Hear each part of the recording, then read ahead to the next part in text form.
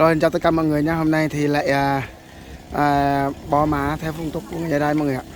Thì cái nhà má lớn nhất ở trong làng mọi người. Cái nhà má này là cách đây khoảng 40 năm. Do xa quá thì bó cái này chuyên vào nhà má mới thì kênh làng mọi người. Bây giờ John sẽ review qua cho mọi người xem theo phong tục của người Gia Đai mọi người. Thì bó má thì nhưng chỉ có anh em đang làm gì ở dưới bên á thì John cho quay cho mọi người xem nhá. Bây giờ anh em đang làm gia bác đang đeo tường mọi người. Rất đẹp luôn đó. Cái này là đang tác tường với mọi người nhé. Bên kia một cái, này một cái nữa. Để cho mọi người xem, hôm nay đang bô cây mọi người ạ.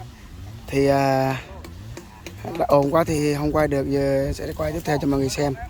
Đó. Cái này gia làng mọi người ạ. Đây gia làng đang ngồi này, đang chỉ đạo để tác tường mọi người nhé.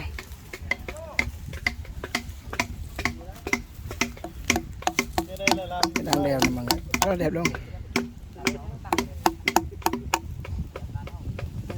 Theo phong tục của người Gia Rai mọi người ạ, khi bó má thì ở trong mộ mình có một người mất ở trong nhà thì mình có cái cây này mình dừng ở trước nhà mộ nha mọi người nhé. Một cây này là mất một con heo, một con bò nha mọi người.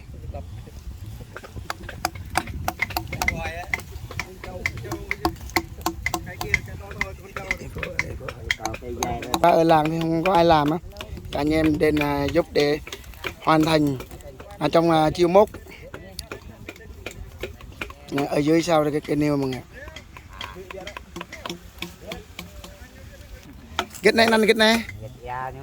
Kết da mất này kết này lần này.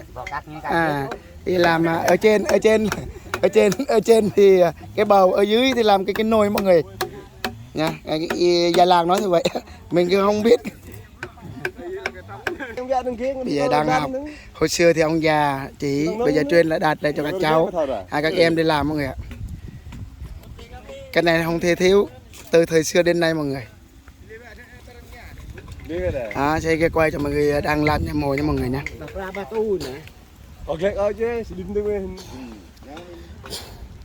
Cái nhà này rất là to lắm mọi người. Bởi hết cả làng, bây giờ xây hết cả làng rồi mọi người. Bây giờ ngay trưa rồi, anh em đang nghỉ ăn cơm. Tới chiều quay cho mọi người xem.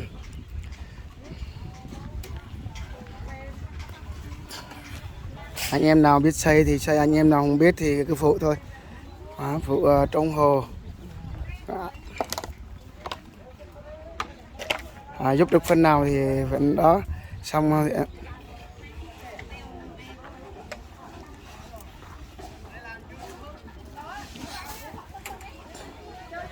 là mọi người.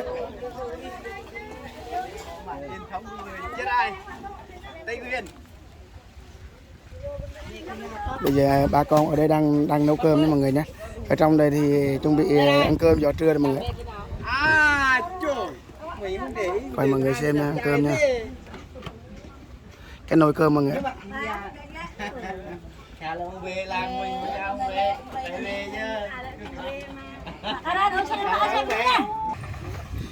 Bây giờ anh em đang khiêng hô mọi người. Hello. 1, 2, 3.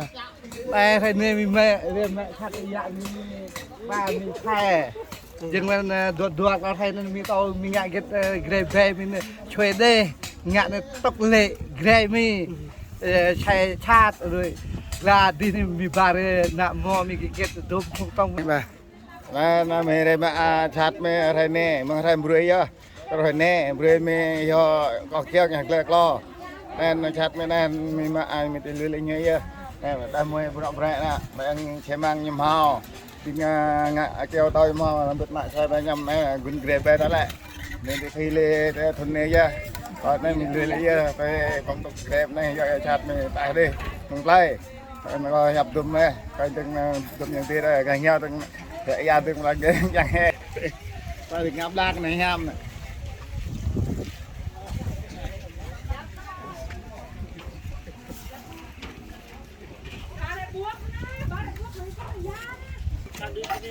à.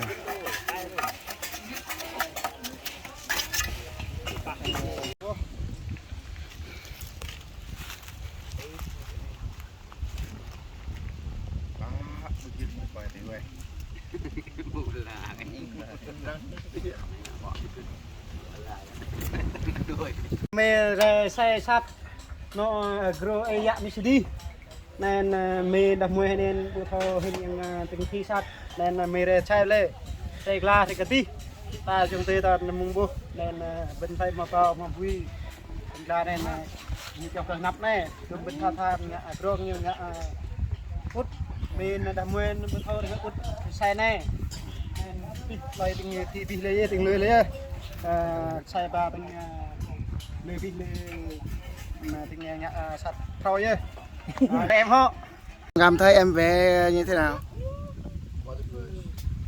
Phải tỉ mỉ và cố gắng từng chi tiết một đọc để cho nó thiệt là đẹp. Mọi người ạ, hôm nay thì mỗi lần bỏ má thì con anh mấy người già mọi người thì làm mấy cái nêu cho đẹp lúc này. Bây giờ bác đang đeo rất là đẹp đó mọi người.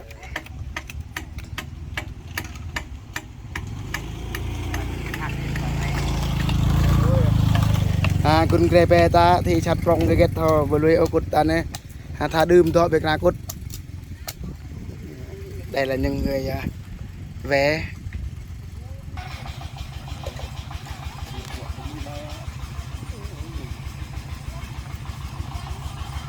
thiết kế để làm mấy cái nhắn cái nêu mọi người, cái nêu này cút tôi chạy ra lại này cái trên ăn cút bớt thao rồi còn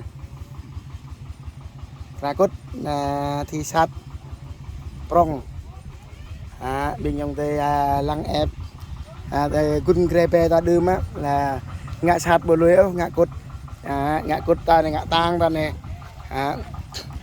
theo phong tục người ở đây mọi người ạ, là mỗi lần bò má làm mấy cái này làm cái này mất 3-4 ngày. Cái này là ông già vẽ cho một mẫu xong rồi mấy đứa cháu nó học theo này mọi người này.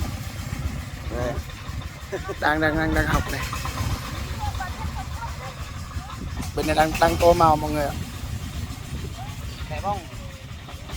qua tuyệt vời đẹp lắm mọi người. đi xong đâu kia mà trồng đẹp hơn như này á.